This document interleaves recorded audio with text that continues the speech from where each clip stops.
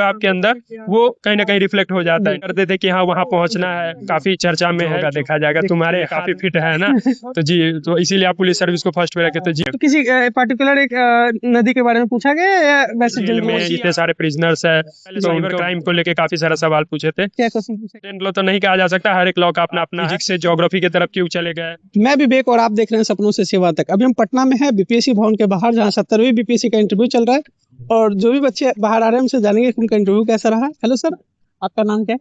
मेरा नाम आदर्श कुमार है। कैसा रहा सर इंटरव्यू आपका? सर बढ़िया रहा, अच्छा रहा। अच्छा रहा। एजुकेशनल बैकग्राउंड के बारे में सर अगर बताना चाहें आप। मेरा ग्रेजुएशन फिजिक्स से था, फिजिक्स ऑनर्स, जी। जिससे इंटरव्यू में सवाल काफी सारे सवाल पूछे गए, जी। 3-4 सवाल पूछे गए। जी। ऑप्शनल क्या था सर आपका? ऑप्शनल मेरा ज्योग्राफी है। अच्छा जी। कैसे क्वेश्चन पूछे गए सर, अगर आप स्टार्टिंग से स्टार्ट करें तो, जो आप पहले बोर्ड में तो एंटर करते हैं? जी बोर्ड में 3 सर थे और एक मैडम थी। जी। ग्रीट करने के बाद पूछे हॉबीज क्या है, ऑप्शनल क्या है, ग्रेजुएशन कब किया था, जी। फिर क्या कर रहे इतने समय से। उसके बाद आप फिजिक्स से ज्योग्राफी की तरफ क्यों चले गए, तो उनसे बातचीत हुआ। फिर ज्योग्राफी में रिवर्स के बारे में पूछने लगे कि रिवर्स का जो स्टेज है उसके बारे में बताइए कि जब ओरिजिन होता है उससे लेकर फिर सेडिमेंट कैरी करता है, डिपोजिशन करता है, तो पूरे फीचर्स के बारे में बताते चलिए। तो किसी पर्टिकुलर एक नदी के बारे में पूछा गया या वैसे जनरल? कोसी या गंगा अच्छा। पेरेनियर रिवर के बारे में बेसिकली पूछा गया जी। तो उसके बाद ताल और दियर में क्या अंतर है उसके बारे में पूछा गया। फिर मैम, तो मैं फर्स्ट प्रेफरेंस के तौर पे बिहार पुलिस सर्विस बताया था, तो मैम पुलिस से काफी सारे सवाल पूछे कि अगर आपके इलाके में ड्रग्स पकड़ाता है तो आप उसको किस एक्ट के तहत, तो narcotic drugs and psychotropic substance act बताया। फिर बताया कि ये बीएनएस से जो भारतीय नागरिक सुरक्षा संहिता है, पहले बोली आईपीसी और सीआरपीसी का नया नाम क्या है, तो वो बताया। तो फिर बताया कि उसमें और ड्रग्स के रिलेटेड केस में क्या डिफरेंस है, तो ये स्पेसिफिक। तो फिर लास्ट वाले में जाके सॉरी बोली। फिर उससे पहले साइबर क्राइम को लेके काफी सारा सवाल पूछे थे कि अभी देख रहे हैं कि बहुत बुजुर्ग में साइबर क्राइम जैसा स्थिति हो जा रहा है, तो आप क्या करेंगे, क्या स्टेप्स ले सकते हैं। तो कुछ एक स्टेप्स बताए, फिर बोले आप क्या कर सकते हैं। तो मैं बताया कि अवेयरनेस को लेके काफी एक्टिव होकर कैंपेन चला सकते हैं कि अगर कोई लॉ इन्फोर्समेंट एजेंसी बन के आपको थ्रेटन करे या कोई बताए कि हाँ आपका कोई टैक्स बचा रह गया जिसे सरकार की तरफ से दबाव है, तो आप बिल्कुल भी उस झांसे में नहीं आए। जब अगर वैसा कुछ आता है तो पुलिस थाने में जाके कंप्लेन करे जी, उस तरीके से। तो उनका अच्छा रहा। उसके बाद एक सर आए, वो फिजिक्स से कुछ क्वेश्चन पूछे। न्यूटन लॉ में सबसे इंपॉर्टेंट लॉ कौन सा है, बोले कि सर इंपॉर्टेंट लॉ तो नहीं कहा जा सकता, हर एक लॉ का अपना अपना है, तो ठीक है जो आपको लगता हो। तो सर सेकंड लॉ जो फोर्स का डेफिनेशन देता है वो इंपॉर्टेंट है, तो वो क्या है, तो वही momentum, rate of change of momentum, तो ठीक है। फिर बताया कि जो ये क्वेश्चन समझ नहीं आया कि बताया कि 100 मीटर का जो दौड़ता है धावक उसका शरीर कैसा रहता है, हेल्दी रहता है या पतला रहता है। बोले कि सर दौड़ने वाले अक्सर पतले होते हैं। तो बोले कि नहीं 100 मीटर वाले मोटे होते हैं, जो मैराथन दौड़ते हैं वो पतले होते हैं। पता नहीं, असहमत लगा, लेकिन ठीक है जी। उसके बाद फिर अगले सर पूछे कि कॉस्मोलॉजी की तरफ हॉकिंस के स्टेटमेंट पे एक स्टेटमेंट बताया कि यूनिवर्स का कोई बाउंड्री नहीं है, ऐसा कुछ। बोले कि सर एस्ट्रोफिजिक्स तो ग्रेजुएशन में नहीं पढ़ना था। चलिए ठीक है, हटाइए। आप प्रिजनर रिफॉर्म्स के बारे में बताइए कि अभी जेल में इतने सारे प्रिजनर्स है, तो उनको बताया कि सर अंडर ट्रायल्स हो, कन्विक्टेड हो, सबको एक ही जगह रखा जा रहा है, तो जब तक कन्विक्टेड प्रूव ना हो जाए तो अंडर ट्रायल्स को थोड़ा लीनियंट ट्रीटमेंट मिलना चाहिए, उसको सेपरेट रखना चाहिए। फिर बिहार में एक सासाराम में मिशन बिहान के तहत काफी चर्चा में है, जो प्रिजनर रिफॉर्म्स को लेके एक गाइडिंग लाइट टाइप का काम कर रहा है। तो उसमें जो अंदर मेंबर है जेल के अंदर के जो भी है, उसको रिक्रिएशनल एक्टिविटीज करा के, एजुकेशन प्रोवाइड करवा के, ऑनलाइन डिस्टेंस लर्निंग वगैरह करवा के उसको समाज के मुख्य धारा में जोड़ने। तो इसी से मेरा लास्ट हुआ। उसमें 3-4 एग्जाम्पल दे दिए कि सर वही मिशन बिहान के अंतर्गत जो कुछ ऐसा देखा गया कि प्रिजनर्स है वो ऑनलाइन क्लासेस के मदद से आगे की पढ़ाई कर रहे हैं, डिस्टेंस कोर्स से अपना यूजी पीजी आदि का कोर्स कर रहे हैं, तो उसमें काफी सेटिस्फाइड हो गए। फिर बोले कि ठीक है आपका इंटरव्यू समाप्त हो। हॉबी स्ट्रेंथ ट्रेनिंग जिम था, तो जिम से वही कि आप अच्छा पुलिस के लिए काफी फिट है ना, तो जी तो इसीलिए आप पुलिस सर्विस को फर्स्ट पे रखे। तो जी फिर बताया कि पुलिस सर्विस को ही क्यों फर्स्ट पे रखे, तो मैम बचपन से देखिए कि अगर सोसाइटी में लॉ एंड ऑर्डर है, क्राइम कंट्रोल है, तो उससे सोसाइटी का डेवलपमेंट होता है, और इस चीज में अगर मेरा कंट्रीब्यूशन, तो मैं इसमें मतलब काफी खुश रहूंगा। तो बोल अच्छा इसीलिए आप जिम करते हैं। जी, किसका दीप्ति मैम का था आपका? नहीं सर का बोर्ड था, एक मैम मेंबर थी जी तो वो इस तरह से सवाल पूछी तो काफी ओवरऑल ठीक रहा, अच्छा जी। लगा। इसके अलावा इंटरनेशनल रिलेशन से कोई क्वेश्चन पूछा इंटरनेशनल गया? रिलेशन से कोई क्वेश्चन नहीं था, मेरा क्वेश्चन ऑलमोस्ट ज्योग्राफी, फिजिक्स और ये पुलिस से पुलिस से रिलेटेड जी, रिलेटेड था जो पोस्ट प्रेफरेंस आपका पोस्ट था उसपे। प्रेफरेंस जी। और इसके अलावा कोई और क्वेश्चन आप रिकॉल कर पा रहे हैं जो पूछा गया हो आप? न्यूज़पेपर को लेके इधर ज्यादा मुझे ऐसा लग रहा है कि शायद मेंबर वगैरह काफी बिजी रह रहे हैं, तो इन दिनों क्या चल रहा है तो शायद बहुत ज्यादा अपडेटेड नहीं है, तो एक कारण हो सकता है जी कि जो न्यूज चला आ रहा है काफी टाइम से, ग्रीनलैंड इशू, SIR, वही सब कुछ पूछते हैं, अदरवाइज जो डेली का जैसे अभी वाला नहीं। हाँ नहीं, शायद कुछ बच्चों से पूछा जा रहा है न्यूज़पेपर से भी।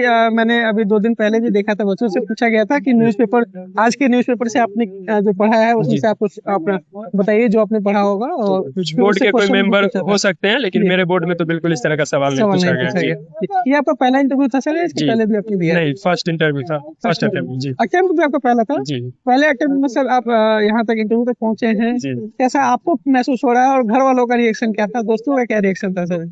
दोस्त लोग तो कुछ एक दोस्त जो जी मेरे से पहले से दे रहे हैं, जी वो कह रहे थे, मैं मतलब थोड़ा टाइम ले लिया जी। इस प्रिपरेशन को स्टार्ट करने में, जी तो उनका भी काफी सपोर्ट था। फैमिली में तो सबको खुशी का है कि हाँ ठीक है, अच्छा कर रहा है, आगे सपोर्ट करना है, कोई प्रेशर नहीं लेना है, जी जो होगा देखा जाएगा, तुम्हारे हाथ में जितना है अपना मेहनत करो, बाकी जो होना होगा होगा, होगा, जी। उसके लिए कोई टेंशन नहीं लेना है जी। आपका क्या रिएक्शन था?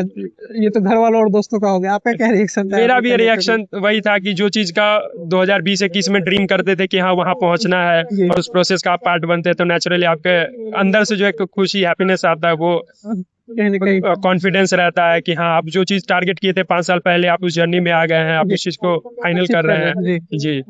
तो आपका पहला था इंटरव्यू का एक्सपीरियंस कैसा रहा? आपके इंटरव्यू हिसाब का भी काफी अच्छा एक्सपीरियंस था। पहले से जो थोड़ा नर्वसनेस, कुछ मॉक्स लगाए थे जिसमें नर्वसनेस को लेके से? जी नॉर्मल हो गया, फिर कॉन्फिडेंस आ गया। आज बिल्कुल लिटरल सेंस में कहीं डर नहीं लगा, आराम से पैनल से क्वेश्चन पूछ रहे थे, जवाब दे रहे थे। उससे पहले जो एक पहले धक-धकाहट होने लगता था या एंजाइटी होने लगता था, उस तरह का कोई प्रॉब्लम नहीं आया, आराम से पैनल से जब बात आप की। वेटिंग रूम में जब वेट करते हैं तो जी। वहाँ पे कैसा माहौल था आपके लिए? जब आज पूछा काफी गया था- लाइटली लगा। जो पहले मॉक देने जा रहे थे उस समय थोड़ा डर लग जाता था, जब नंबर आना था, जी। जब बारी आती थी तो उस समय डर लग जाता, बट अब अभी जो वेटिंग हॉल में बैठे थे जी। उसमें काफी कंफर्टेबल फील कर रहे थे, बीच बीच में पानी पी ले रहे थे जी और नॉर्मल जाके मॉक दिए, फिर वो- मेडिकल का प्रोसेस हुआ। जी कितने देर तक इंटरव्यू चला सर आपके आपके हिसाब से?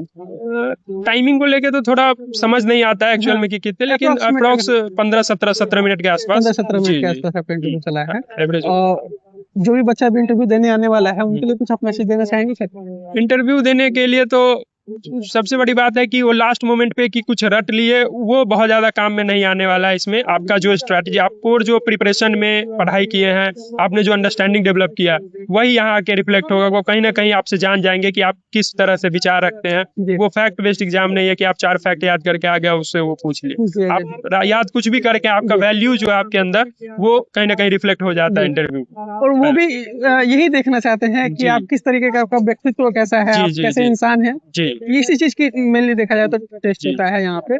और जैसे कि आपने पहले अटेम्प्ट में आप इंटरव्यू तक पहुंचे हैं, तो जो बच्चा अभी प्रिपरेशन करने वाला है, जो 72nd का जी। कैलेंडर आ चुका है, तो उनके लिए कुछ आप मैसेज देना चाहेंगे कैसे वो प्रिपरेशन को अपने यहाँ से देखा जाए तो स्टार्ट करें? प्रिपरेशन को लेके सबसे पहली बात है कि सिलेबस डिसाइड करें, सिलेबस को देखें, थोड़ा PYQ देख ले। 68 के बाद से काफी सारा पैटर्न में चेंजेस आया है, फिल्म्स में हो, मेंस में भी अब डायनेमिक क्वेश्चन ज्यादा पूछा है। तो आप सिलेबस को एक बार देख ले, PYQ से अंदाजा ले ले, और फिर एक बाउंड्री मेंटल कंस्ट्रक्ट नहीं बनाए कि मुझे इस तक पढ़ाई का नॉलेज का बेस काफी बड़ा है। जो भी चीज मिल रहा है प्रीलिम्स में हो, मेंस में हो, और उस बाउंड्री वाटर टाइट बाउंड्री नहीं कि प्रीलिम्स पर्सपेक्टिव से, मेंस से और इंटरव्यू के लिए अलग। हॉलिस्टिक प्रिपरेशन करते रहे जी, हॉलिस्टिक प्रिपरेशन करते रहे। वो आप प्रीलिम्स में हो, मेंस में हो, इंटरव्यू कहीं ना कहीं काम आ जाएगा जी। अपने एंड से सिलेबस डिसाइड करें और बहुत ज्यादा अदर पे डिपेंडेंसी नहीं। न्यूज़पेपर हो गया, अपना कुछ सॉलिड बुक हो गया, जो भी अगर एक आध सब्जेक्ट के लिए, हर सब्जेक्ट के लिए अगर आप एक सोर्स अगर बताना चाहें, मेंशन करना चाहें कि इस सब्जेक्ट के लिए तो ये सोर्स आप कवर कर ही लीजिएगा। अगर फंडामेंटली अगर बच्चे प्रिपरेशन स्टार्ट किए तो एनसीईआरटी सबसे इम्पोर्टेंट है। एनसीईआरटी अगर पढ़ ले तो उसके बाद पेपर से आप हर कुछ कवर कर सकते हैं। पेपर के बाद न्यूज़पेपर, अगर कोई भी एक हिंदी वाला हो या इंग्लिश वाला, अगर जो भी कंफर्टेबल, उससे आप स्टैटिक को भी डेली रिवाइज कर रहे हैं। जैसे लोकसभा में भी कोई मुद्दा चल रहा है तो आप लोकसभा के कुछ आर्टिकल देख लिए, पार्लियामेंट बजट सत्र आदि देख लिए, तो आपका स्टैटिक भी रिवीजन होता गया और करंट में क्या चल रहा है, तो वो एक आइडिया काफी बेहतर होता है प्रिपरेशन में। तो इस तरीके से उनको अपने पीटी के लिए करना चाहिए। अगर देखा जाए कि जो हिस्ट्री होता है, हिस्ट्री के लिए भी एनसीईआरटी हिस्ट्री के लिए तो उसके लिए स्पेक्ट्रम वगैरह करना जी, स्पेक्ट्रम वगैरह जो गाइडिंग बुक है, ऐसे जानकारी भी काफी ज्यादा हो जाता है कि हाँ हिस्ट्री में क्या इंडिया के हिस्ट्री में चला है। तो नॉलेज को एक बाउंड्री बना के नहीं रखना है कि हाँ थोड़ा बहुत पढ़ लिए, पास करने लायक या लूसेंट पढ़ लिए। स्पेक्ट्रम बिल्कुल पढ़िए, आपके पास टाइम है।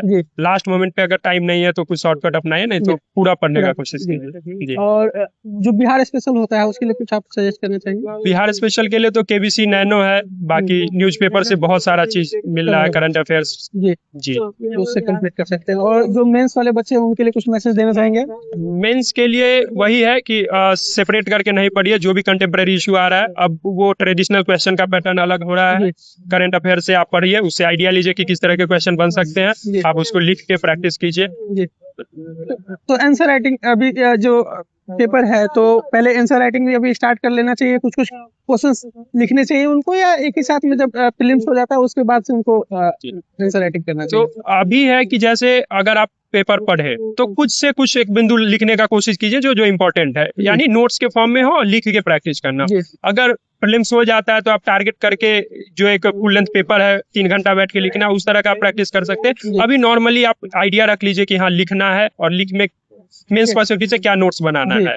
जी, thank you so much sir अपना इंसाइट देने के लिए। All the best sir. I hope sir आपका सिलेक्शन आपके चयनित पद से हो जाए। Thank you so much sir. All the